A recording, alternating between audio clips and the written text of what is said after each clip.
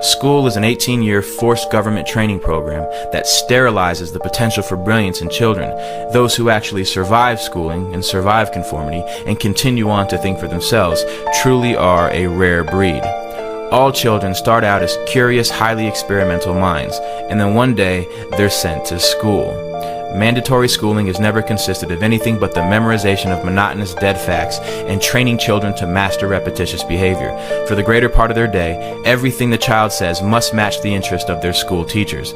Their behavior must coincide with a set policy and a set regulation. They cannot use the bathrooms without permission.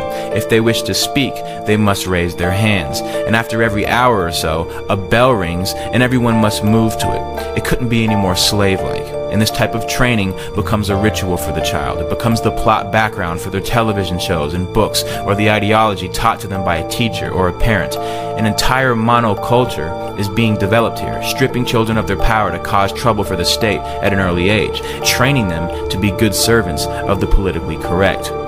Their environment is much like a prison, by the population lacking any ability to check the authority of the warden. The process becomes a matter of rubber stamping. They have no control over their entire lives, which is directly related to youth violence, because the only control they have is between each other. Mandatory schooling produces children who are either terrified of the tyranny of others or have been raised to perpetually exploit the conditions of others. It's just like the prison system, forced cohabitation.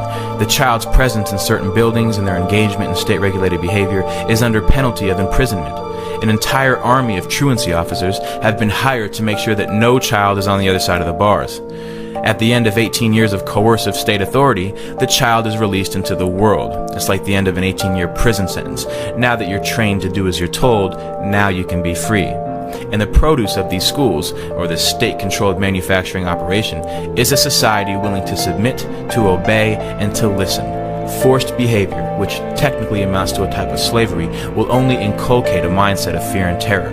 You need to be somewhere at a set time, either at the orders of an authority or a bell. Everyone in one mass shifts to another position or another place to engage in a new activity. When I wake up in the morning and the alarm gets out of warning, I don't think I'll ever make it on time. By the time I grab my books and I give myself a look, I'm at the corner just in time to see the bus fly by. It's alright, 'cause I'm saved by the bell. If the teacher pops a test, I know I'm in a mess, and my dog ate all my homework last night. Riding low in my chair, she won't know that I'm there. If I can hand it in tomorrow, it'll be alright.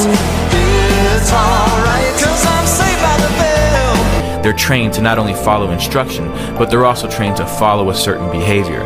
Rules, regulations, and laws are set for the children.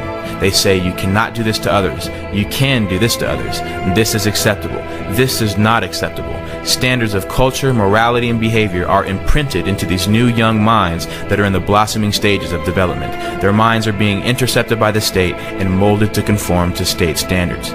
The first lesson they teach you is the orders of authority. The second lesson is to work with each other to achieve the desired ends of those in control. If a group of children are taught to engage in the same behavior regardless of what they want to do, then they will never fight back as adults. And this is your group of tenants who will live in roaches and never call the health inspector. This is your group of citizens who is easily terrified by police officers into voluntarily giving up their rights. This is your group of workers who surrender their lives to the corporation who tells them how to dress, how to speak, what time to wake up, which means they essentially tell you what time to go to sleep if they tell you what time to wake up. This is nothing new. These are the fruits of mandatory schooling.